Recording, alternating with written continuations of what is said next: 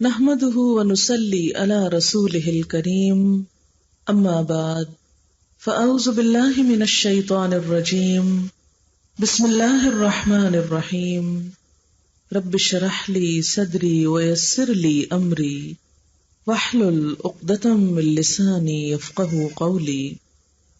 اللہ تعالیٰ کا لاکھ لاکھ شکر ہے جس نے ہمیں انسان بنایا، اس دنیا کی تمام نعمتیں ہمارے لیے پیدا کی۔ قرآن پاک میں ارشاد باری تعالیٰ ہے، خلق لکم ما فی الارض جمیعا، جو کچھ زمین میں ہے وہ سارے کا سارا اس نے تمہارے لیے بنایا۔ اس زمین پر بکھری ہوئی بے شمار قسم کی نعمتیں سب انسان کی خدمت میں لگی ہوئی ہیں۔ ہمارے اوپر پھیلا ہوا آسمان انسان ہی کے لیے بنایا گیا ہے۔ انسان اس کائنات کی معزز ترین ہستی ہے، اللہ تعالیٰ کی تخلیق کا بہترین شاہکار ہے۔ ہماری نگاہیں جو کچھ بھی دیکھتی ہیں ان میں سے کوئی بھی چیز ایسی نہیں جو خود بنی ہو، اس لیے کہ کوئی معمولی سے معمولی چیز بھی خود نہیں بنا کرتی۔ آپ کے سامنے رکھے ہوئے یہ پھول، ان کا بہترین اور خوشنما رنگ، یہ خود سے خود نہیں بنا، اسے کسی بنانے والے نے بنایا۔ کبھی ہم نے غور کیا کہ اتنا حسین امتزاج کہ ایک ہی شاخ جو نیچے سے ہری ہے، سبز پتے ہیں، یکایک اوپر پھول سرخ رنگ کا ہو گیا۔ یہ دو چیزوں کا امتزاج، ایک مٹی، ایک زمین، ایک پانی، ایک ہوا، ایک سورج، ایک فضا، ان سب میں خود بخود کیسے ہو گیا؟ یہ خود نہیں ہو سکتا، اسے کسی بنانے والے نے بنایا اور بہترین بنایا، نہایت خوبصورت بنایا، بہترین شکل کی اس کی ڈیزائننگ فرمائی اور اپنے رنگ، اپنی نزاکت اور اپنی تمام چیزوں میں اس کو پرفیکٹ بنایا۔ اسی طرح کائنات کی دوسری چیزوں کے بارے میں ایک ایک چیز اپنی توجہ ہماری طرف کھینچتی ہے اور بنانے والے کی یاد ہمارے دل میں پیدا کرتی ہے۔ یہ سب نعمتیں اس نے کیوں بنائی؟ یہ کس کے لیے ہے؟ اس سے اس کی اپنی ذات کو کچھ بھی فائدہ نہیں، یہ ہمارے لیے ہے۔ اس نے اپنے بندوں کا دل خوش کرنے کے لیے زمین کے اندر سے، مٹی سے طرح طرح کی نعمتیں نکال کر بندوں کے لیے پیش کی۔ ہماری بھوک کو مٹانے کے لیے نہ صرف یہ کہ غذا پیدا کی، بلکہ اس غذا کے اندر رنگ، ذائقہ، خوشبو اور ہمارے دل، نفس اور ہماری روح کی سیٹسفیکشن رکھی۔ وہ چاہتا تو ہمارے لیے بھی ایک ہی قسم کی غذا پیدا کر دیتا، جیسا کہ ہم دیکھتے ہیں کہ مختلف جانوروں کی غذا کیا ہوتی ہے۔ گھوڑا کیا کھاتا ہے؟ گھاس کھاتا ہے، دانا کھاتا ہے، لمیٹڈ محدود سی غذا، لیکن کتنا کام کرتا ہے، کتنی طاقت رکھتا ہے۔ انسان کے لیے اللہ نے اس کو کیسے مسخر کر دیا ہے کہ انسان جیسے چاہے اس پر سواری کرے اور دور دراز پر مشقت راستوں پر اس پر سوار ہو کر جائے، جہاں انسان کسی اور دوسرے طریقے سے نہ پہنچ پائے۔ حتیٰ کہ آج کے ترقی یافتہ دور میں بھی انسان خود سے خود جہازوں کے ذریعے بھی ایسی پہاڑی برفانی چوٹیوں تک نہیں پہنچ سکتا جہاں اس طرح کے جانور انسان کی خدمت کے لیے انسان کی مشقت کو آسان کرتے ہیں۔ بھینس کیا کھاتی ہے؟ ایک ہی قسم کی غذا، اس کا کیا ذائقہ ہوتا ہے؟ اگر ہم اس کو چکھ کر دیکھیں تو شاید کڑوا کا سیلا، لیکن اسے کھا کر وہ ہمارے لیے کتنا بہترین دودھ پیدا کرتی ہے، جو ایک مکمل غذا ہے، جس میں لذت بھی ہے، غذائیت بھی ہے اور خوشگوار طریقے سے حلق سے اترنا بھی ہے، جسے پی کر انسان سکون بھی پاتا ہے۔ ریشم کا کیڑا کیا کھاتا ہے؟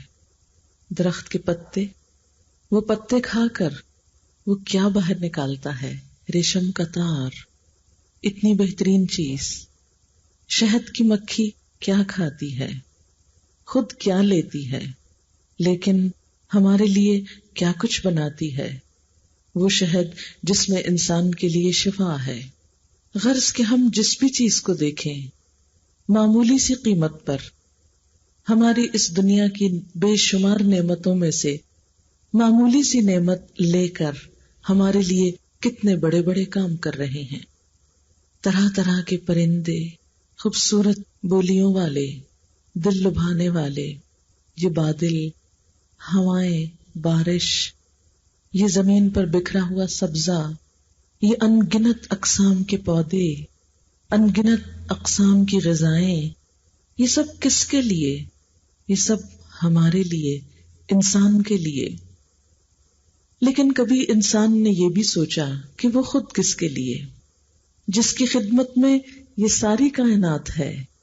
سخر لکم ما فی السماوات وما فی الارض، اس نے تمہارے لیے مسخر کر دیا وہ سب کچھ جو آسمانوں میں ہے اور جو زمین میں ہے۔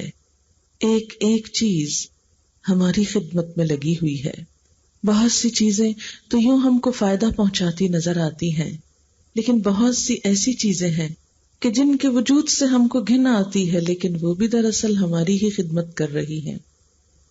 کبھی ہم نے غور کیا کہ گدھ کا کیا کام ہے؟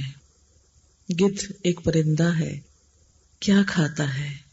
مردار، مرے ہوئے جانور، بغیر کسی ہماری دی ہوئی اجرت کے ہماری زمین کی صفائی کرتا رہتا ہے۔ اگر وہ مردار نہ کھاتا اور یہ مردار ہماری زمین پر پڑے سڑتے رہتے تو زمین کا کیا حال ہوتا، پولوشن میں کس قدر اضافہ ہو جاتا۔ یہ درخت کیا جذب کرتے ہیں؟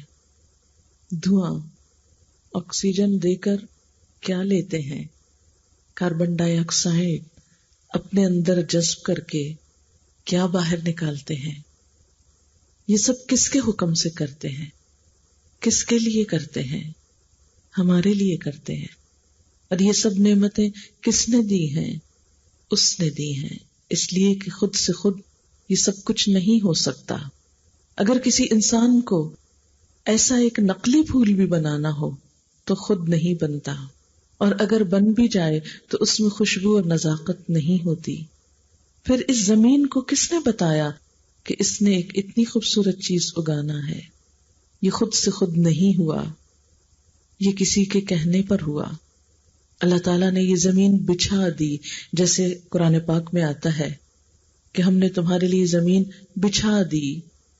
یوں لگتا ہے جیسے ایک وسیع دسترخوان ہے پھیلا ہوا، جس میں رنگا رنگ نعمتیں بچھائی ہوئی ہیں، انسان کے استعمال کے لیے نکل رہی ہیں، لیکن ہم کم ہی غور کرتے ہیں۔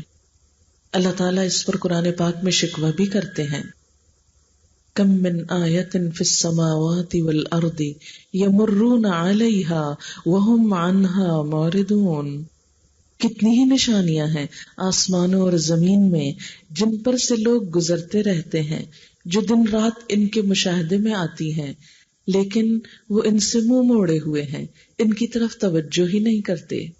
اور اگر توجہ کریں بھی تو ان چیزوں کی طرف جہاں انسان کی کوئی ضرورت پوری ہوتی ہو، جہاں سے اس کو کچھ فائدہ ہوتا ہو۔ لیکن پھر آپ دیکھیے کہ فائدہ اٹھانے کے بعد بھی ہم اس کا شکر کم ہی ادا کرتے ہیں جس نے ہم کو یہ فائدہ پہنچایا۔ پیاس کتنی اذیتناک چیز ہے، لیکن کتنی مرتبہ ایسا ہوتا ہے کہ پانی پی کر ہم اس کو بھی یاد کر لیں، اس کا بھی شکریہ ادا کر دیں کہ جس نے یہ بنایا ہماری ضرورت پوری کرنے کے لیے، ہماری زندگی کی بنیاد، اس نے ہمیں ڈھیروں ڈھیر عطا کی۔ قرآن پاک میں اللہ تعالیٰ فرماتے ہیں افرأیتم ان اصبح ماؤکم غورا فمن یأتیکم بماء معین، کیا تم نے کبھی غور کیا کہ اگر وہ تمہارا پانی گہرائی میں لے جائے، بہتے چشمے اگر سوکھ جائیں، فمن یأتیکم بماء معین، تو کون تمہیں بہتا پانی لے کر دے گا؟ کون تمہارے لیے بہتے چشمے لے کر آئے گا؟ کوئی بھی نہیں۔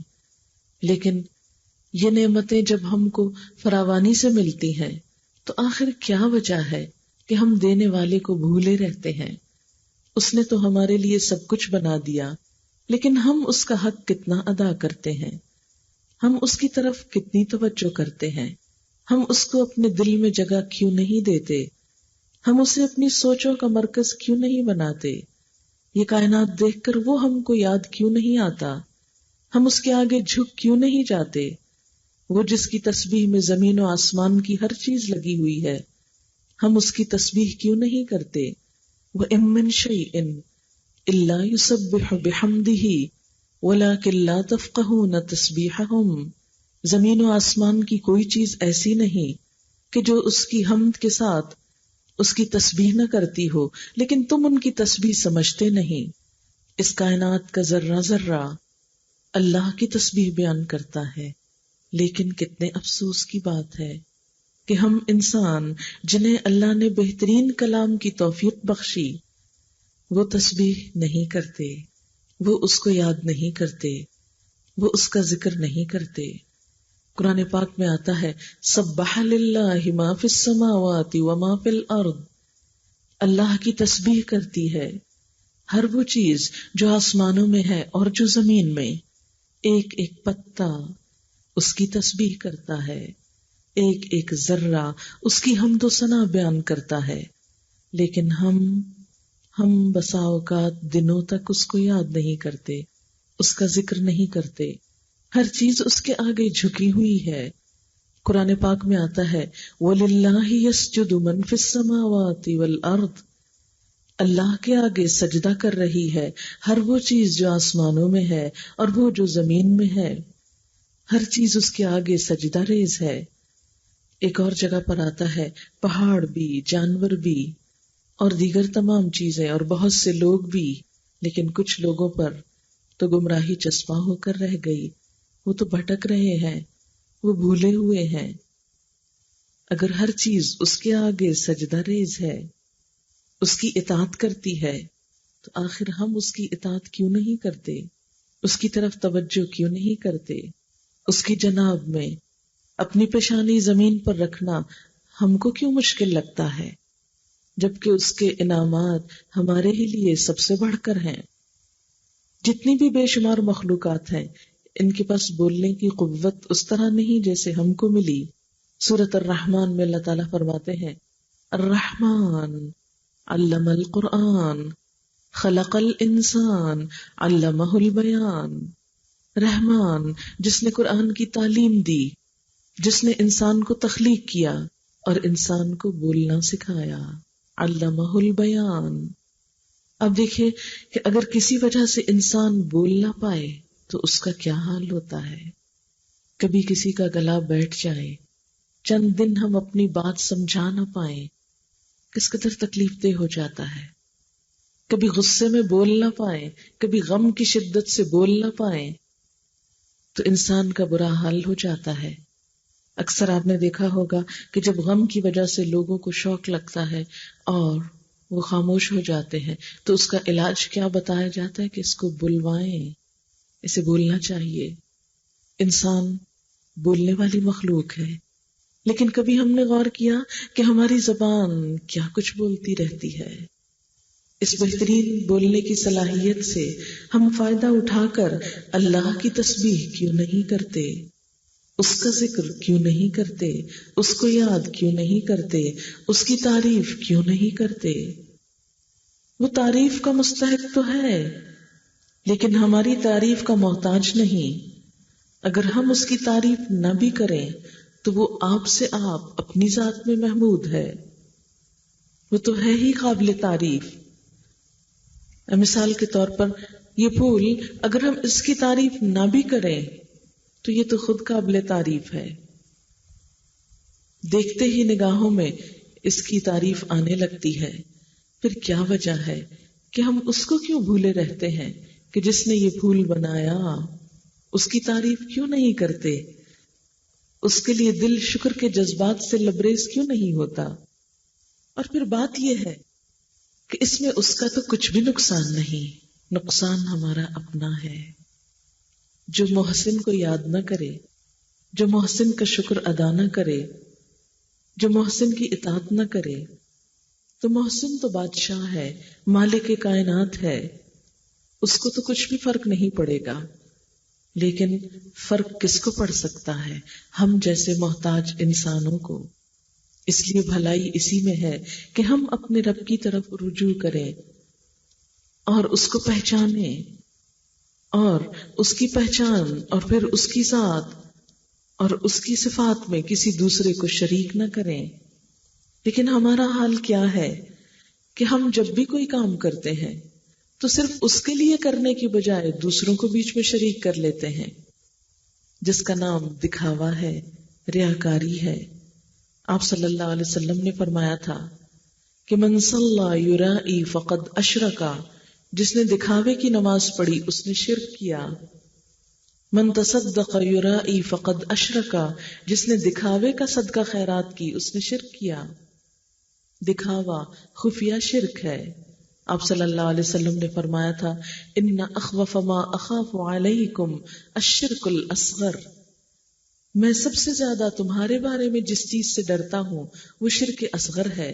قلنا وما الشرک الاصغر یا رسول اللہ، ہم نے پوچھا اے اللہ کے رسول صلی اللہ علیہ وسلم شرک اصغر کیا ہوتا ہے؟ تو اس موقع پر آپ نے فرمایا کہ جو دکھاوے کی نماز پڑھے، جو دکھاوے کا روزہ رکھے، جو دکھاوے کا حج کرے، وہ شرک کرتا ہے۔ ایک اور حدیث میں آتا ہے کہ معمولی سی ریاکاری بھی شرک میں داخل ہو جاتی ہے۔ جب سب کچھ اللہ نے ہمارے لیے بنایا تو ہمارا بھی فرض کیا بنتا ہے کہ التحیات للہ والصلوات والطیبات، ہم ہر نماز میں یہ الفاظ بولتے ہیں کہ تمام تر اچھے جذبات اور تمام تر پاکیزہ کلمات اور تمام تر تعریفیں سب کی سب اللہ ہی کو زیبا ہیں۔ الحمدللہ، سب تعریف اسی کے لیے ہے۔ جب دیا اس نے ہم کو تو ہمارا بھی فرض یہ بنتا ہے کہ ہم بھی سب کچھ اسی کے لیے کریں، اس کو سب سے بڑا مانیں، سب سے بڑھ کر اسی سے محبت کریں۔ قرآن پاک میں اہل ایمان کی صفت بتائی گئی، والذین آمنوا اشد حبا للہ، وہ لوگ جو ایمان لائے اللہ کی محبت میں سب سے زیادہ شدید ہوتے ہیں، ہر چیز سے بڑھ کر اس کو چاہتے ہیں۔ اللہ سے جیسی محبت کرنی چاہیے ایسی محبت اگر کسی اور سے کی جائے تو یہ بھی شرک کی ایک قسم بنتی ہے، کیونکہ قرآن پاک میں اللہ تعالیٰ اس بات کا شکوہ کرتے ہیں کہ لوگوں میں سے کچھ ایسے بھی ہیں جو اللہ کے سوا دوسری ہستیوں سے ایسی محبت کرتے ہیں جیسے اللہ سے کی جاتی ہے۔ پھر آپ دیکھیے کہ اللہ کی اطاعت کے مقابلے میں کسی اور کی اطاعت، اللہ کی بات کے مقابلے میں کسی اور کی بات کو بڑا سمجھنا، یہ بھی تو اللہ کو ناراض کرنے کا سبب بنتا ہے۔ لیکن عام روزمرہ زندگی میں کتنے ہی مواقع ایسے آتے ہیں کہ جہاں اللہ کی اطاعت ہم سے کیا تقاضا کرتی ہے کہ ہم ایک کام کریں اور بندے ہم سے بالکل اس سے برعکس کام چاہتے ہیں۔ عموماً ہم کیا کرتے ہیں؟ جو بندے چاہتے ہیں وہ کر جاتے ہیں، اور جو اللہ چاہتا ہے اس کو چھوڑ دیتے ہیں۔ کبھی ہم اپنے نفس کی خواہشات کو سامنے لے آتے ہیں اور اللہ کی بات کو پیچھے کر دیتے ہیں۔ مثلاً ایک نمازی کی بات لے لیجئے، صبح کے وقت اذان ہوتی ہے، ہم میں سے ہر ایک اپنے آپ سے پوچھے کہ ہم میں سے کتنے لوگ وہ اذان سنتے ہیں؟ زندگی میں کتنے دن ہم نے فجر کی اذان سنی؟ کئی سالہ زندگی میں چند گنے چنے دن ہوں گے کہ 5 اذانیں ہم نے سنی ہوگی، عموماً 4 ہی سنتے ہیں۔ اس وقت تو ہم گہری نیند میں ہوتے ہیں جب فجر کی اذان ہوتی ہے، اور اگر آنکھ کھل بھی جائے تو الارم پہ ہاتھ رکھ کے بند کر دیتے ہیں۔ اللہ تعالیٰ بلاتے ہیں حی علی الصلاۃ، حی علی الفلاح، الصلاۃ خیر من النوم، الصلاۃ خیر من النوم، آؤ نماز کی طرف، آؤ کامیابی کی طرف۔ نماز نیند سے زیادہ اچھی ہے، نماز نیند سے بہتر ہے، لیکن ہم سب اس وقت کس کو پریفر کرتے ہیں؟ ہمارے نزدیک اس وقت نیند نماز سے اچھی ہے، کیونکہ ہمارے دل کی خواہش، ہماری مرضی اور ہماری تمنا کیا ہوتی ہے کہ ہم اور سو لیں۔ شیطان اور تھپک تھپک کے ہم کو سلا دیتا ہے اور اٹھنے نہیں دیتا. کتنی ہی بے شمار فجر کی نمازیں صرف ہم نے اپنی دل کی خوشی، اپنی ذاتی سکون اور اپنی تمنا کے لیے قربان کر دی. اللہ تعالیٰ کی طرف سے روز آواز آتی رہی، پکارنے والا پکارتا رہا اور ہم گہری نیند سوتے رہے. جب ہم اللہ کے پاس جائیں گے تو وہ ہم سے پوچھے گا کہ تم نے کیا کیا جب میں تم کو بلاتا تھا اپنی عبادت کے لیے، تو تم نے کیسا رویہ اختیار کیا؟ پھر ہمارے پاس کیا جواب ہوگا؟ کیا اللہ کی بات کے مقابلے میں ہم اپنے نفس کی بات نہیں مانتے ہیں؟ پھر اسی طرح دن میں جب ہمارے کام کاج ہوتے ہیں اور دوسری طرف نماز کا وقت ہوتا ہے، عصر کا وقت ہے، مہمان ہیں، دوست ہیں، عزیز ہیں، رشتہ دار ہیں، اور دوسری طرف نماز کا وقت ہے، ہم کس کو ترجیح دیتے ہیں؟ ہماری پرائرٹی کیا ہوتی ہے؟ کتنے ہی مواقع زندگی میں ایسے آتے ہیں کہ جہاں ایک طرف اللہ کا حکم ہوتا ہے اور دوسری طرف لوگوں کی مرضی ہوتی ہے. ہم اگر روزمرہ زندگی پر غور کریں تو ہم عام طور پر کیا کرتے ہیں؟ ہم پہنتے لوگوں کی مرضی کا ہیں، کبھی نہیں دیکھتے کہ اس کے بارے میں اللہ کی مرضی کیا ہے. ہمارے میل ملاقات کے طریقے زمانے اور وقت کی مرضی کے مطابق ہوتے ہیں. ہم یہ نہیں دیکھتے کہ انسانوں کے ساتھ تعلقات میں اللہ کی مرضی کیا ہے، وہ ہم سے کیا چاہتا ہے. ہمارے شادی بیاہ کے رسم و رواج کس کی مرضی کے مطابق ہوتے ہیں. کچھ چیزیں ہم نے ہندوؤں سے لے لی اور کچھ انگریزی تہذیب سے لے لی. ہم نے اسلام سے کیا کچھ لیا. اسی لیے تو اقبال نے کہا تھا کہ وضع میں تم نصارا، تمدن میں ہنود، تم وہ مسلمان کہ جنہیں دیکھ کے شرمائے یہود. آج مسلمان یہود کے ہاتھوں کیوں پٹ رہے ہیں؟ حالانکہ یہود تو وہ قوم ہے جس کے بارے میں قرآن پاک میں کہہ دیا گیا کہ اللہ نے ان پر ذلت و مسکنت دے ماری. وَضُرِبَتْ عَلَيْهِمُ الذِّلَّةُ وَالْمَسْكَنَةُ وَبَاءُوا بِغَضَبٍ مِّنَ اللَّهِ. لیکن آج کیا وجہ ہے کہ جو قوم اللہ کی مغضوب ہے، جس پر اللہ کی ناراضگی ہے، ہم اس کے ہاتھوں ذلیل و خوار ہوں؟ اللہ کو ماننے والے اس مشکل کا شکار ہوں؟ ہاں، اس لیے کہ اللہ کو ماننے والے صرف زبان سے ماننے والے رہ گئے. عملی طور پر آج کوئی بھی ابراہیم نہیں رہا کہ جس نے ایک اللہ کی وحدانیت کے لیے، ایک اس کے نام کے لیے سارے بت توڑ ڈالے تھے اور کسی کا خوف اس کو لاحق نہیں ہوا. ابراہیم علیہ السلام نے جب توحید کا پرچم بلند کیا، جب شرک کو نگیٹ کیا، تو انہوں نے اس کا عملی مظاہرہ بھی کیا. وہ تمام بت توڑ دیے کہ جو اللہ کے سوا پوجے جاتے تھے. پورے کے پورے خاندان اور ان کا معاشرہ اس شرک میں مبتلا تھا.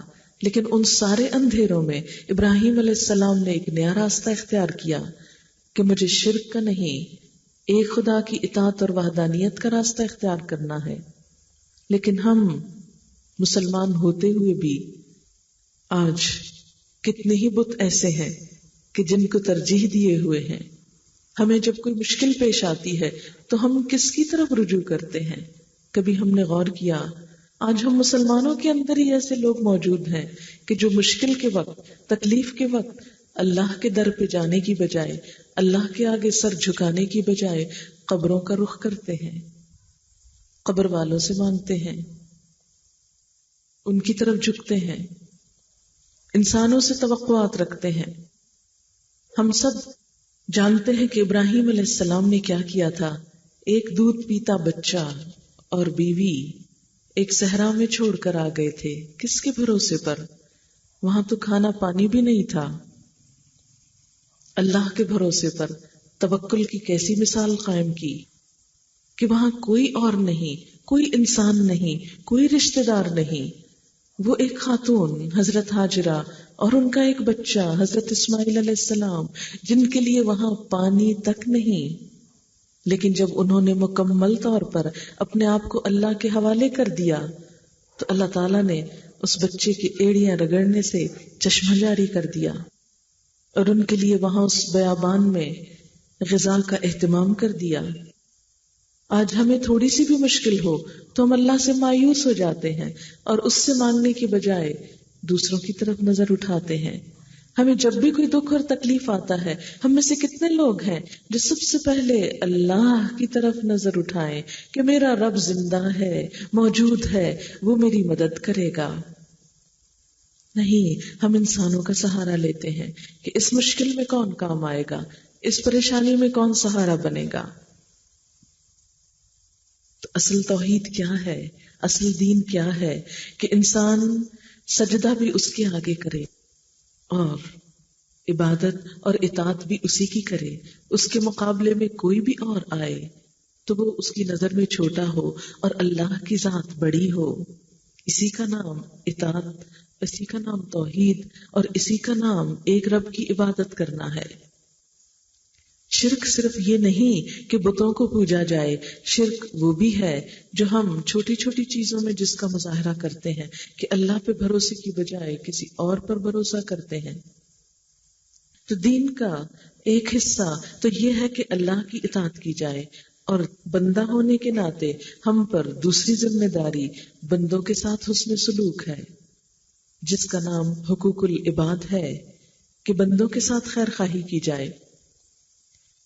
اللہ کے رسول صلی اللہ علیہ وسلم نے اس بات کے بارے میں اس قدر تاکید فرمائی جس کا اندازہ اس بات سے آپ لگا سکتے ہیں کہ آپ کے اقوال کے مطابق اللہ تعالیٰ کے حقوق میں اگر کوئی کمی بیشی ہو جائے تو اللہ تعالیٰ اس کو تو معاف کر دیں گے، لیکن اگر بندوں کے حق میں کوئی کمی ہو جائے تو جب تک بندے معاف نہ کریں اللہ تعالیٰ بھی معاف نہیں کریں گے. اور پھر کیا ہوگا کہ اس روز سب انسانوں کو حق دیا جائے گا کہ وہ اپنا بدلہ لے لیں، لیکن بدلہ لینے کے لیے اس روز نہ تو مال و دولت ہوگا کہ انسان اس سے بدلہ دے سکے اور نہ ہی مارنے سے کوئی بدلہ چکایا جا سکے گا. تو پھر کیسے بدلہ ہوگا؟ آپ نے فرمایا کہ بدلہ اس طرح ہوگا کہ اس نیک انسان کی نیکیاں حقداروں میں تقسیم کر دی جائیں گی. مثلاً اگر ایک شخص نے کسی کو گالی دی ہوگی ناحق، تو قیامت کے دن کیا ہوگا؟ جتنے درجے کی گالی تھی، جتنے وزن کی تھی، اتنے وزن کی نیکیاں اس شخص کے اعمال نامے سے لے کر اس کو دے دی جائیں گی جس کو گالی پڑی تھی.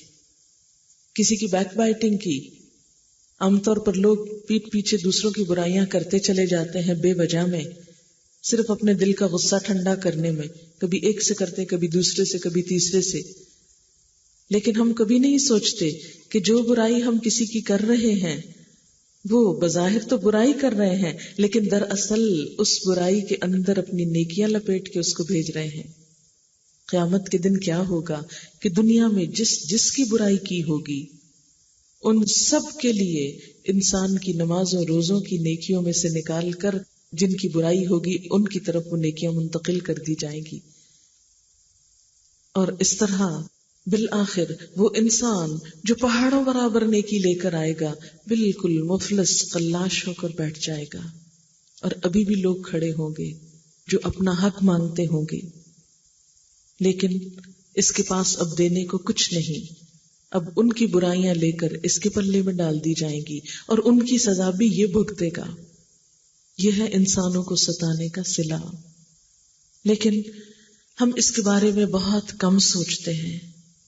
دھوکہ، فریب، جھوٹ، بدعہدی، وعدہ خلافی، یہ چیزیں اتنی عام ہو گئی ہیں کہ عموماً ہم کو احساس بھی نہیں ہوتا کہ ہم کسی دوسرے کو ستانے کا سبب بن رہے ہیں. تو بندوں کے حقوق میں اللہ تعالیٰ نے تمام انسانوں کا حق رکھا ہے. اس کی ابتدا خود اپنی ذات سے ہوتی ہے. وہ کس طرح کہ انسان کی اپنی ذات کے لیے، مثلا انسان کے لیے حق ہے کہ وہ اپنی جان کو بچائے، اپنی جان کو ہلاکت میں نہ ڈالے، کوئی ایسا کام نہ کرے کہ جس سے اس کی جان ضائع ہونے کا خطرہ ہو. اسی طرح انسان کا حق ہے کہ اس کے مال کو تحفظ ملے، کوئی ایسا کام نہ کرے کہ جس سے اس کے مال کا نقصان ہو. انسان کو اللہ نے حق دیا، شریعت نے حق دیا کہ اس کی عزت کا تحفظ ہو. کوئی ایسا کام نہ کرے کہ جس سے انسان دوسروں کی نگاہ میں ذلیل ہو. کوئی ایسا کام نہ کرے جس سے انسان کی عقل کا نقصان ہو. کوئی ایسا کام نہ کرے جس سے انسان کے دین کا نقصان ہو. دین اسلام انسان کو اس کے انڈیویجول انفرادی اور اس کے اپنے حقوق دینے کو آیا ہے. پھر اس کے بعد اپنی ذات کے بعد سب سے پہلا حق جس کا بتایا گیا وہ انسان کے والدین ہیں، پھر اس کے بعد رشتہ دار ہیں، پھر اس کے بعد انسان کے ہمسائے ہیں، پھر غریب اور یتیم ہیں، پھر ایک شہر میں رہنے والے لوگ، ایک معاشرے میں رہنے والے لوگ، ایک ملک میں رہنے والے لوگ اور پوری دنیا کے لوگ، خواہ وہ مسلمان ہوں یا غیر مسلم ہوں. اور اس کے بعد نہ صرف یہ کہ انسان بلکہ اس کے علاوہ بھی جو دیگر مخلوق ہے ان کے بھی حقوق بتائے گئے. اسلام تو جانوروں تک کے حقوق بتاتا ہے کہ کسی جانور کو ستایا نہ جائے، اسے پریشان نہ کیا جائے. ایک عورت جو بہت نمازی تھی، اس نے ایک بلی کو اندر باندھ کر بھوکے مار دیا. نبی صلی اللہ علیہ وسلم کے پاس اس کا واقعہ بتایا گیا تو آپ نے فرمایا اس بلی کو بھوکا مارنے کی وجہ سے اس عورت کا ٹھکانہ جہنم میں ہے، اگرچہ وہ نماز پڑھتی تھی. یعنی اگر انسان ناحق ناروا کسی جانور کو بھی ستاتا ہے تو اس کے بدلے میں بھی وہ اپنی جان کو ہلاکت میں ڈالتا ہے. اسی طرح پانی کا بھی حق ہے. ایک شخص نے پوچھا وضو کے بارے میں کہ اگر کوئی شخص کسی دریا پر ہو تو اس کو وضو میں کتنا پانی استعمال کرنا چاہیے؟ فرمایا اتنا ہی جو وضو کے لیے کافی ہو، یعنی بلا وجہ پانی بھی ضائع نہ کرو. تو اسلام تو پوری نیچر اور پوری فضا کو محفوظ کرنے کا پروگرام بتاتا ہے. آپ دیکھیے کہ جو 2 ہولی سٹیز ہیں اسلام کی، مکہ اور مدینہ، ان کو حرم قرار دیا گیا. اور آپ کو معلوم ہے حرم قرار دینے کا مطلب کیا ہے؟ کہ کسی انسان کے ساتھ کوئی زیادتی وہاں نہیں کی جا سکتی. اگر جان کا دشمن بھی سامنے موجود ہے تو اس کو مارا نہیں جا سکتا. باپ کا قاتل بھی سامنے آ جائے تو وہاں بدلہ نہیں لیا جا سکتا. اسی طرح کسی کو گالی دینا، کسی کے ساتھ زیادتی کرنا، کسی کا مال چرانا، یہ سب کچھ وہاں حرام ہے. کوئی کسی کو اذیت نہ دے، کوئی کسی کو تکلیف نہ دے.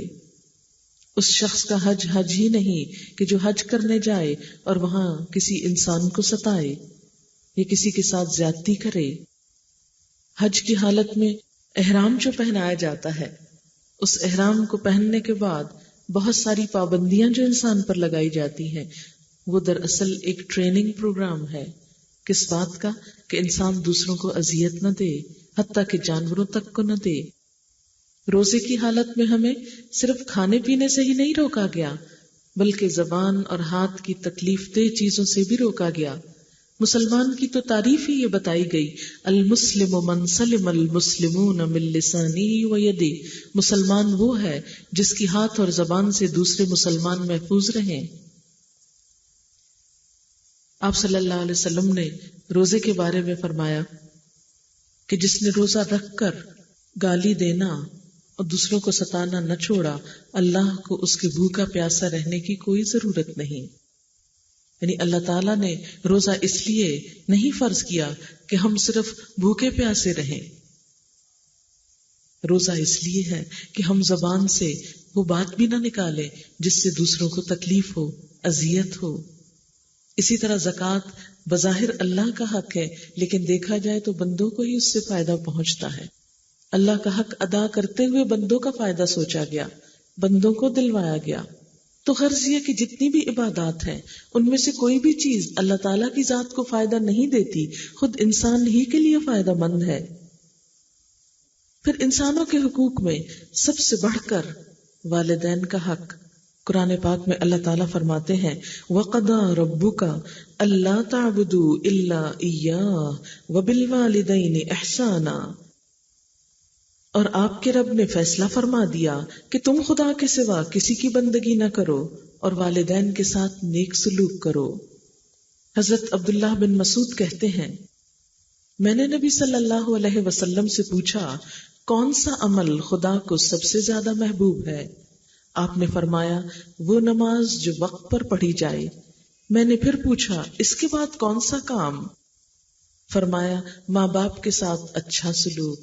یعنی نیکیوں میں اعلیٰ ترین درجے کی نیکی کیا ہے؟ کہ اپنے والدین کے ساتھ اچھائی اور بھلائی کی جائے. میں نے پوچھا اس کے بعد؟ آپ نے فرمایا جہاد فی سبیل اللہ. یعنی اللہ کی راہ میں جنگ کرنا، جہاد کرنا بھی اس سے کم نیکی ہے۔ اس سے زیادہ بڑی نیکی کیا ہے؟ والدین کے ساتھ اچھا سلوک کرنا۔ حضرت عبداللہ فرماتے ہیں، ایک آدمی نبی صلی اللہ علیہ وسلم کی خدمت میں حاضر ہوا، کہنے لگا میں آپ کے ہاتھ پر ہجرت اور جہاد کے لیے بیعت کرتا ہوں اور خدا سے اس کا اجر چاہتا ہوں۔ آپ نے پوچھا کیا تمہارے ماں باپ میں سے کوئی ایک زندہ ہے؟ اس نے کہا جی ہاں، بلکہ اللہ کا شکر ہے دونوں زندہ ہیں۔ آپ نے فرمایا تو کیا تم واقعی خدا سے اپنی ہجرت اور جہاد کا بدلہ چاہتے ہو؟ اس نے کہا جی ہاں۔ آپ نے فرمایا تو اپنے ماں باپ کی خدمت میں رہ کر ان سے نیک سلوک کرو۔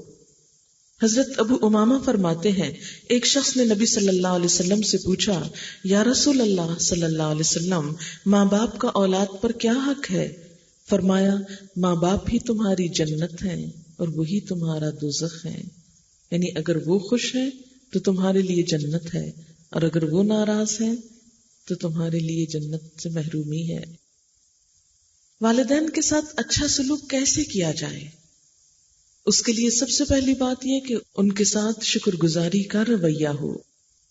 انہوں نے جس طرح اولاد کو تکلیفیں اٹھا کر پالا ہے، اس تکلیف کو ذہن میں رکھ کر ان کے ساتھ احسان کا سلوک ہو، ان کی طرف سے زیادتی بھی آئے، وہ ظالمانہ رویہ بھی اختیار کرے تو جواب میں انسان ایسا نہ کرے۔ قرآن پاک میں اللہ تعالیٰ فرماتے ہیں انشکر لی ولوالدیک، ہم نے وصیت کی کہ میرا شکر ادا کرو اور اپنے ماں باپ کے شکر گزار رہو۔ دوسری بات یہ کہ ماں باپ کو ہمیشہ خوش رکھنے کی کوشش کی جائے، وہ ہو یا نہ ہو اپنی طرف سے کوشش جاری رکھی جائے۔ اور یہ کس طرح ہو سکتا ہے کہ ان کی مرضی اور مزاج کے خلاف بات نہ کی جائے۔ جب پتہ چل جائے کہ کوئی خاص چیز ان کو پسند نہیں تو بار بار اس کا ذکر نہ کیا جائے، ان کو تکلیف نہ دی جائے، ایسے مطالبے نہ کیے جائیں جس سے ان کو اذیت ہو، ان سے ایسی چیزیں نہ مانگی جائیں کہ جسے وہ پورا نہ کر سکتے ہوں اور ان کا دل اڑتا ہو، اور اسی طرح کوئی ایسی بات نہ ہو جس سے ان کے جذبات کو ٹھیس لگے۔ قرآن پاک میں اللہ تعالیٰ فرماتے ہیں اما یبلغن عندک الکبر احدہما او کلاہما فلا تقل لہما اف ولا تنہرہما، اگر ان میں سے ایک یا دونوں تمہارے سامنے بڑھاپے کی عمر کو پہنچ جائیں تو تم ان کو اف تک نہ کہو اور نہ ان کو جھڑک کے بات کرو، یعنی ماں باپ کے سامنے اف بھی نہیں کہہ سکتے۔ اف انسان کب کہتا ہے؟ جب بہت تکلیف میں ہوتا ہے، اف کہ بہت ہو گیا۔ فرمایا نہیں، سامنے نہ کہو ان کے اف۔ اتنا ادب اور احترام، اور خاص طور پر جب انسان بوڑھا ہو جاتا ہے، بڑا ہو جاتا ہے تو قوت برداشت کم ہو جاتی ہے۔ ماں باپ بھی کمزوری کی وجہ سے ایک ہی بات بار بار دہرائے جاتے ہیں، جو بات ان کے ذہن میں بیٹھ جاتی ہے اس کا بار بار تذکرہ کرتے ہیں، اور انسان ایک ہی چیز کی تکرار سے تنگ آ جاتا ہے اور بعض اوقات بچوں کی طرح ان کو ڈانٹ دیتا ہے۔ نہیں، اس کی اجازت نہیں۔ انسان وہاں سے ہٹ جائے، سنتا چلا جائے، کوئی اور کام کرنے لگے، لیکن ان کو جھڑک کر بات نہ کرے۔ حضرت عبداللہ بن عمر کہتے ہیں نبی صلی اللہ علیہ وسلم نے فرمایا خدا کی خوشنودی والد کی خوشنودی میں ہے، خدا کی ناراضگی والد کی ناراضگی میں ہے۔ یعنی اگر کوئی اپنے خدا کو خوش رکھنا چاہے تو کیا ضروری ہے؟ والد کو خوش رکھے۔ حضرت عبداللہ کا بیان ہے کہ ایک آدمی اپنے ماں باپ کو روتا ہوا چھوڑ کر آپ کی خدمت میں حاضر ہوا تو آپ نے فرمایا جاؤ اپنے ماں باپ کے پاس، ان کو اسی طرح خوش کر کے آؤ جس طرح تم ان کو رلا کر آئے تھے۔ پھر والدین کا حق کس طرح ادا کیا جائے؟ ان کی خدمت کر کے۔ خدمت کے لیے آپ صلی اللہ علیہ وسلم نے ایک مرتبہ خطبے کے لیے جب مسجد میں تشریف لے گئے، ایک سیڑھی پر قدم رکھا تو فرمایا آمین، دوسری پہ قدم رکھا تو فرمایا آمین، تیسری پہ قدم رکھا تو فرمایا آمین۔ لوگوں نے پوچھا یا رسول اللہ صلی اللہ علیہ وسلم آپ نے کس کی دعا پر آمین کہا ہے؟ فرمایا جب پہلی سیڑھی پر قدم رکھا تو جبریل میرے پاس آئے، دوسری پر بھی اور تیسری پر بھی، اور تیسری سیڑھی پر قدم رکھتے ہوئے جبریل نے یہ دعا کی کہ جو شخص والدین کو دونوں یا ان میں سے ایک کو بڑھاپے کی حالت میں پائے اور پھر ان کی خدمت کر کے جنت نہ کمائے، اس پر ساری مخلوق کی لعنت۔ یعنی وہ اللہ کی رحمت سے محروم ہو، تو اس پر میں نے آمین کہا۔ آپ سوچئے کہ جس دعا کے مانگنے والے جبریل ہوں اور اس پر آمین کہنے والے محمد الرسول اللہ ہوں صلی اللہ علیہ وسلم، پھر اس کی قبولیت میں کیا شک رہ جاتا ہے۔ لیکن بہت دفعہ دلدوز مناظر دیکھنے میں آتے ہیں کہ والدین خدمت تو کیا اولاد کی شکل دیکھنے کو ترستے ہیں، اور بچوں کے پاس وقت نہیں کہ وہ اپنے دنیا کے کام کاروبار چھوڑ کر کسی وقت ماں باپ کو صرف اپنی شکل دکھانے کے لیے ہی حاضر ہو جائیں۔ پھر اسی طرح ادب و احترام سے بات کرنی چاہیے۔ قرآن پاک میں اللہ تعالیٰ فرماتے ہیں وَقُلْ لَهُمَا قَوْلًا كَرِيمًا، اور ان سے احترام کی بات کرو۔ ایک مرتبہ حضرت عبداللہ بن عمر نے حضرت ابن عباس سے پوچھا، کیا آپ یہ چاہتے ہیں کہ جہنم سے دور رہیں اور جنت میں داخل ہوں؟ انہوں نے جواب دیا، کیوں نہیں، خدا کی قسم یہی چاہتا ہوں۔ حضرت ابن عمر نے پوچھا، آپ کے والدین زندہ ہیں؟ ابن عباس نے کہا، جی میری والدہ زندہ ہے۔ تو ابن عمر نے فرمایا، تم ان کے ساتھ نرمی سے گفتگو کرو، ان کے کھانے پینے کا خیال رکھو، تو ضرور جنت میں جاؤ گے، بشرطے کہ کبیرہ گناہوں سے بچو۔ تو حسن سلوک کا مطلب کیا ہے کہ جب بات کرو تو نرمی سے کرو، اور جب ان کو کوئی ضرورت پیش آئے تو اس کو پورا کر دو، یعنی ان کے کھانے پینے یا ضروریات زندگی کا خیال رکھے۔ مثلا قریب ہو تو لٹرلی جیسے کھانا خود کھاتے وقت یا ان کی پسند کی چیزیں ان کے سامنے رکھی جائیں، لیکن اگر دور ہو تو ان کی پسند کی چیزیں اپنے مال سے ان کے لیے کچھ نہ کچھ بھجوایا جائے تاکہ وہ خود اپنی خوشی سے کچھ اپنے لیے لے سکیں، کیونکہ والدین کے لیے اولاد کا مال ان کے اپنے مال ہی کی طرح ہے۔ حضرت ابو ہریرہ نے ایک بار دو آدمیوں کو دیکھا، ایک سے پوچھا یہ دوسرے کون ہیں؟ اس نے کہا یہ میرے والد ہیں۔ آپ نے فرمایا دیکھو ان کا نام نہ لینا، یعنی اسلامی ادب کیا ہے کہ ماں باپ کو نام سے نہ پکارا جائے، مسٹر اور مسز کہہ کے نہ پکارا جائے، اور کبھی ان سے آگے نہ چلنا، یعنی چلتے وقت خود آگے نہیں بڑھنا، ماں باپ کو آگے بڑھانا، اور کبھی ان سے پہلے بیٹھنا بھی نہیں، یعنی ادب اور احترام کے کیسے خوبصورت طریقے سکھائے گئے۔ پھر اسی طرح والدین کے حقوق میں سے یہ بات ہے کہ ان کے ساتھ عاجزی اور انکساری سے رہا جائے۔ قرآن پاک میں اللہ تعالیٰ فرماتے ہیں وَاخْفِضْ لَهُمَا جَنَاحَ الذُّلِّ مِنَ الرَّحْمَةِ، اور عاجزی اور نرمی سے ان کے سامنے بچھے رہو، یعنی اپنے کندھے بھی جھکا کر، ایون پوسچر میں بھی عاجزی ہو، تکبر سے گردن اٹھا کر اور اکڑ کر اور ٹانگ پہ ٹانگ رکھ کے ان کے سامنے بیٹھ کر شاؤٹ نہیں کرنا چاہیے۔ یہ چیز اللہ تعالیٰ کو سخت ناراض کرتی ہے۔ ہماری نئی جنریشن، ہم اسے خود اس طرح کی تربیت بعض اوقات دیتے ہیں کہ یہ ظاہر کرنے کے لیے کہ بچے بہت کانفیڈنٹ ہیں، بڑھ بڑھ کر ماں باپ کے سامنے بھی بدتمیزی سے بولنے لگتے ہیں، اور سب اس پر خوش ہو رہے ہوتے ہیں کہ بچے میں اتنا کانفیڈنس ہے کہ کسی کا بھی ڈر نہیں، ماں باپ کا بھی خوف نہیں۔ حالانکہ قرآن پاک کی ایک سورت کیا کہتی ہے وَيْلٌ لِكُلِّ هُمَزَةٍ لُمَزَةٍ، ہلاکت ہے ہر تانا دینے والے کے لیے اور عیب لگانے والے کے لیے، یعنی جو بڑھ بڑھ کے بولتا ہے اور بڑوں کو بے عزت کرتا ہے۔ کسی کے لیے کسی بڑے کے بھی احترام میں کمی نہیں ہونی چاہیے، کہاں یہ کہ ماں باپ کے سامنے انسان منہ پھٹ ہو جائے، بدتمیزی سے بات کرے، ہرگز نہیں۔ عاجزی سے پیچھے رہنے سے مراد کیا ہے کہ ان کے مرتبے کا لحاظ رکھا جائے، ان کے سامنے اپنی بڑائی نہ جتائی جائے۔ بعض اوقات کیا ہوتا ہے کہ اولاد زیادہ پڑھ لکھ جاتی ہے، یا ماں باپ نے غربت میں وقت گزارا ہوتا ہے، اولاد کے پاس مال زیادہ آ جاتا ہے، یا اسی طرح دنیا کی کوئی اور کامیابی حاصل ہو جاتی ہے، تو کبھی اس کامیابی کو پا کر انسان ماں باپ کو حقیر نہ سمجھے، اپنے سے چھوٹا نہ سمجھے کہ آپ تو کچھ نہیں جانتے، آپ کو کیا معلوم دنیا کہاں جا رہی ہے۔ ٹھیک ہے، اگر آپ کو زیادہ معلوم ہو بھی گیا ہے تو ماں باپ کو مت جتائیے۔ پھر والدین کے حقوق میں سے ہے کہ ان کے ساتھ محبت کا اظہار کیا جائے۔ جو شخص اپنی ان شکایات کو نظر انداز کر کے والدین کے اوپر رحمت و شفقت کی نظر ڈالتا ہے تو اس کے لیے واقعی ایک مشکل کام ہوتا ہے، تو اس پر اجر بھی زیادہ ہے۔ ماں باپ کی بات بھی ماننی چاہیے، الا یہ کہ وہ کوئی گناہ کی بات یا ایسا کام کہے کہ جس میں انسان کے دین ایمان یا آخرت کا نقصان ہو۔ حضرت ابو سعید کا بیان ہے کہ یمن کا ایک آدمی آپ کی خدمت میں حاضر ہوا. آپ نے پوچھا یمن میں تمہارا کوئی ہے؟ اس نے کہا میرے ماں باپ ہیں. آپ نے پوچھا انہوں نے تمہیں اجازت دی ہے یہاں آنے کی، یعنی میرے پاس آنے کی؟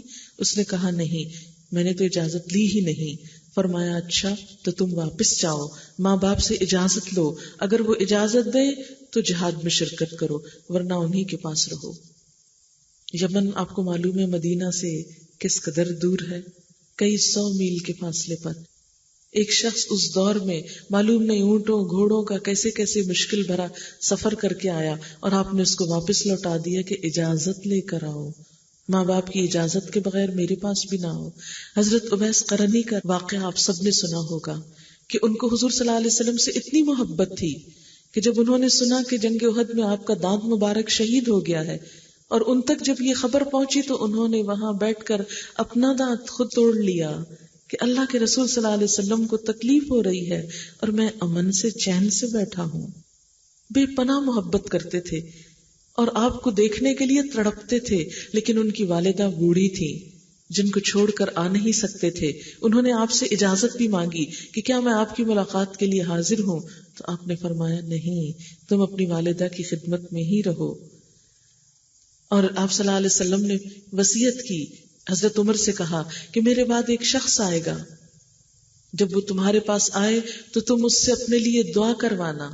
اور وہ حضرت اویس قرنی ہی تھے، اور یہ وہ شخص تھے کہ جنہیں حضور صلی اللہ علیہ وسلم کے دیدار سے صرف ماں کی خدمت نے روکا، لیکن اس کے باوجود ان کا درجہ اور مقام کتنا بلند تھا کہ حضرت عمر سے کہا جا رہا ہے کہ تم ان سے اپنے لیے دعا کروانا. یہ سعادت ان کو کس لیے ملی؟ ایک تو حضور صلی اللہ علیہ وسلم کی محبت کی وجہ سے، اور دوسرے ماں کی خدمت کی وجہ سے. پھر اسی طرح حضرت ابن عباس کا بیان ہے کہ نبی صلی اللہ علیہ وسلم نے فرمایا، جس آدمی نے اس حال میں صبح کی کہ وہ ان ہدایات میں اللہ کا اطاعت گزار رہا جو اس نے ماں باپ کے حق میں نازل کیے ہیں، تو اس نے اس حال میں صبح کی کہ اس کے لیے جنت کے 2 دروازے کھلے ہیں. یعنی جس کی صبح اس حال میں ہوتی ہے کہ اس کے ماں باپ اس سے راضی ہیں اور وہ ماں باپ کا فرما بردار ہے، تو اس کے لیے جنت کے دروازے کھلے ہیں. اور اگر کسی کی صبح اس حال میں ہوتی ہے کہ اس کے والدین اس سے ناراض اور خفا ہیں، تو فرمایا اس کے لیے جہنم کے 2 دروازے کھلے ہیں. ماں باپ کو اپنے مال کا مالک سمجھنا چاہیے اور ان پر دل کھول کر خرچ کرنا چاہیے. قرآن پاک میں آتا ہے یسألونک ماذا ينفقون، یہ پوچھتے ہیں کیا خرچ کریں. قل ما انفقتم من خیر فللوالدین، فرمایا جو بھی تم خرچ کرو والدین کے لیے کرو. یعنی پہلے سب سے اپنے والدین کی ضروریات دیکھو کہ انہیں تو کچھ نہیں چاہیے. عموماً ہم کیا کرتے ہیں کہ جب کچھ خریدنا ہو تو اپنی ذات پیش نظر رہتی ہے، یہ بھول ہی جاتے ہیں کہ ماں باپ کی خوشی کی بھی کوئی چیز ہو سکتی ہے.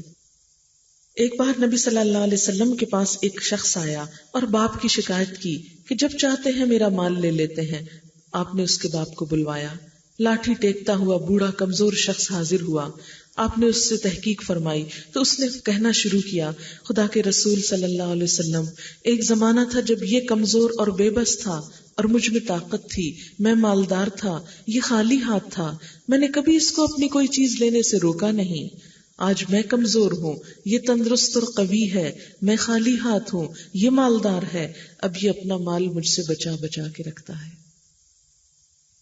بوڑھے کی یہ باتیں سن کر نبی صلی اللہ علیہ وسلم رو پڑے اور بوڑھے کے لڑکے کی طرف اشارہ کر کے فرمایا، انت ومالک لابیک، تو اور تیرا مال تیرے باپ کا ہے، یعنی تیرے مال پر تیرے باپ کا حق ہے. ماں باپ اگر غیر مسلم بھی ہوں تو بھی ان سے اچھا سلوک کرنا چاہیے. حضرت اسماء مدینہ میں تھی، ان کی والدہ ابھی مشرق تھی، مکہ سے وہ کسی مدد کی طلبگار ہو کر مدینہ آئی. حضرت اسماء کو معلوم ہوا تو حضور صلی اللہ علیہ وسلم کے پاس پیغام بھیجا، میری والدہ مجھ سے ملنے کے لیے آئی ہیں اور مجھ سے کچھ چاہتی بھی ہیں، حسن سلوک چاہتی ہیں، لیکن ابھی تک وہ اسلام نہیں لائی، کیا میں ان کی مدد کروں؟ تو آپ نے فرمایا، سلی امکی، اپنی ماں سے صلہ رحمی کرو، اپنی ماں سے اچھا سلوک کرو. یعنی والدین اگر کافر بھی ہوں، مشرک بھی ہوں، نان مسلم ہوں، تو بھی ان سے اچھا سلوک کرنا چاہیے. کہاں یہ کہ وہ مسلمان ہو. بہت سے لوگوں میں یہ ٹرینڈ دیکھا گیا ہے کہ جب وہ خود تھوڑے دیندار ہوتے ہیں اور ماں باپ اس دین کو نہیں سمجھتے تو وہ ان کو ستانا شروع کر دیتے ہیں، ان کو برا بھلا کہنا شروع کر دیتے ہیں، ان کے سامنے بگڑنے لگتے ہیں کہ آپ کو تو کچھ پتا ہی نہیں اور آپ تو بے دین ہیں اور یہ غلط کام کر رہے ہیں، لہٰذا ہم تو آپ سے بولیں گے ہی نہیں. نہیں، کسی مسلمان کو یہ اخلاق زیب نہیں دیتا. ماں باپ اگر غلطی بھی کرتے ہوں تو ان کی غلطی پر بھی ان کو آسان طریقے سے آگاہ کرنا چاہیے. بدتمیزی اور بد اخلاقی کا کوئی جواز ہی نہیں.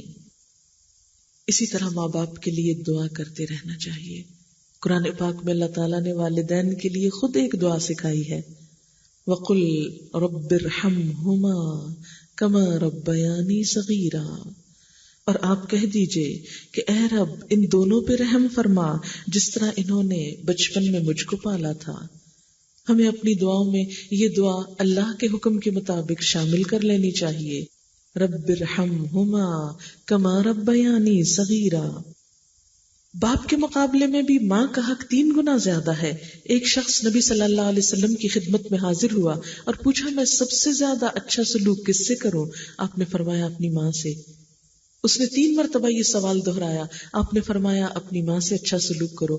4تھی مرتبہ جب اس نے سوال کیا تو آپ نے فرمایا اپنے باپ سے، کیونکہ ماں طبعاً زیادہ حساس ہوتی ہے، سینسیٹیو ہوتی ہے، جلد ناراض ہو جاتی ہے. ماں کے جذبات باپ کے مقابلے میں مختلف ہوتے ہیں، اس لیے اس کا خیال نسبتاً زیادہ رکھنا چاہیے. ارشاد باری تعالیٰ ہے وَوَصَّيْنَا الْإِنسَانَ بِوَالِدَيْهِ إِحْسَانًا حَمَلَتْهُ أُمُّهُ كُرْهًا وَوَضَعَتْهُ كُرْهًا وَحَمْلُهُ وَفِصَالُهُ 30 شهرًا. ہم نے انسان کو ماں باپ کے ساتھ بھلائی کی تاکید کی. اس کی ماں تکلیف اٹھا اٹھا کر اس کو پیٹ میں لیے پھرتی رہی. تکلیف سے اس کو جنم دیا اور پیٹ میں اٹھانے اور دودھ پلانے کی یہ تکلیف دہ مدت 2.5 سال ہے. یعنی ایک ماں اپنی زندگی کے 2.5 سال ایک بچے کے لیے تکلیفیں اٹھاتی ہے، لیکن بچے جب بڑے ہو جاتے ہیں تو ماں کو کوئی چیز ہی نہیں سمجھتے. یہ اسلامی اخلاق نہیں. حضرت جاہمہ نبی صلی اللہ علیہ وسلم کی خدمت میں حاضر ہوئے اور کہا کہ میرا جہاد کا ارادہ ہے. آپ نے ان کے والدین کے بارے میں پوچھا تو انہوں نے کہا میری والدہ زندہ ہیں اور بوڑھی ہیں. فرمایا ان کی خدمت میں لگے رہو، یہی تمہارا جہاد ہے. اسی طرح وہ ماں جس نے دودھ پلایا ہو، یعنی جنم تو نہ دیا ہو، رضائی ماں یا ستیلی ماں، اس کے ساتھ بھی اچھا سلوک کرنا چاہیے. نبی صلی اللہ علیہ وسلم گوشت تقسیم کر رہے تھے تو ایک خاتون حاضر ہوئی، بوڑھی، لال بالوں والی، یعنی رنگے ہوئے بال ہوں گے مہندی وغیرہ سے. تو آپ صلی اللہ علیہ وسلم نے کام چھوڑ کر اپنی چادر لی اور زمین پر بچھا دیا اور اس خاتون کو بٹھایا. سب لوگ جو پاس تھے وہ حیران ہوئے کہ یہ کون بوڑھی خاتون ہے جس کو اتنی عزت مل رہی ہے. معلوم ہوا کہ یہ وہ خاتون ہے جنہوں نے بچپن میں حضور صلی اللہ علیہ وسلم کو دودھ پلایا تھا. تو جس ماں نے صرف دودھ ہی پلایا ہو اس کی بھی اتنی عزت. اور اسی طرح ستیلی ماں، ہمارے معاشرے میں ستیلی ماں، اگر اپنی ماں کسی کی فوت ہو جائے اور ستیلی ماں ہو تو اس کو تو انسان ہی نہیں سمجھا جاتا. حالانکہ ہم دیکھتے ہیں کہ حضرت یوسف علیہ السلام، ان کی اپنی والدہ فوت ہو چکی تھی، لیکن جب حضرت یعقوب علیہ السلام اپنے باقی بچوں اور اپنی بیوی سمیت مصر میں آئے تو ان سب کو حضرت یوسف علیہ السلام نے عزت دی اور اپنے باپ کے ساتھ اپنی ستیلی ماں کو بھی اپنے قریب عرش پر بٹھایا. یعنی اپنے ساتھ جو ان کی خاص مسند تھی اس پر اپنی ستیلی ماں کو بھی بٹھایا. ان کو بھی ایسی ہی عزت دی جیسے ان کی اپنی والدہ ہوتی تو ان کو وہ عزت دیتے. ماں کا تو لفظ ہی بہت معزز ہے، محترم ہے. اسی طرح ماؤں میں ایک اور ماں بھی ہے جس کو ساس کہا جاتا ہے. ہمارے معاشرے میں بہت مظلوم ہے اور عموماً اس کو ایک ظالم کی حیثیت میں پورٹری کیا جاتا ہے. لیکن تالی 2 ہاتھ سے بجتی ہے، ایک سے نہیں بجتی. اگر ساس سے کچھ شکایات ہو سکتی ہیں تو ساس کو بھی ہم سے کچھ ہو سکتی ہیں. عام طور پر شکوہ کیا ہوتا ہے؟ بہو شکایت کرتی ہے کہ ساس اچھی نہیں ملی، اور جب وہ ساس بن جاتی ہے تو کہتی ہے بہو اچھی نہیں ملی. لیکن یہ تعلقات بھی اگر انسان احسان کے جذبے سے اور اللہ کا حکم سمجھتے ہوئے بڑوں کے احترام کے جذبے کے ساتھ ان کے ساتھ بھی اگرچہ ان کی زیادتی بھی ہو اور اچھا سلوک کرے تو یہ انسان کے اپنے اخلاق کی دلیل ہے. کسی کی زیادتی کے جواب میں اچھا سلوک کرنا خود انسان کے اپنے اخلاق کی بلندی کی علامت ہے. اگر ایک شخص زیادتی کر رہا ہو اور جواباً دوسرا بھی زیادتی شروع کر دے تو دونوں کا لیول برابر ہو جاتا ہے.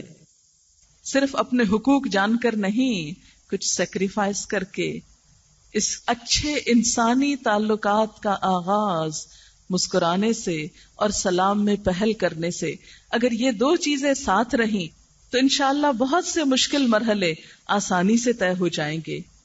آج کے لیے بس یہی چند باتیں آپ کی خدمت میں گوش گزار کرنا تھی. اللہ کرے کہ ان میں سے کچھ تو عمل میں رہ جائیں. اگر رہ گئیں تو میں سمجھوں گی کہ میرا آنا کسی کام آ گیا. اللہ تعالیٰ آپ سب کو دنیا اور آخرت کی بہترین خوشیاں عطا کرے اور ہم سب کو بہترین انسان بنائے اور جنت جیسی پرامن بستی میں رہنے کے قابل بنائے. وآخر دعوانا ان الحمد للہ رب العالمین. والسلام علیکم ورحمۃ اللہ وبرکاتہ.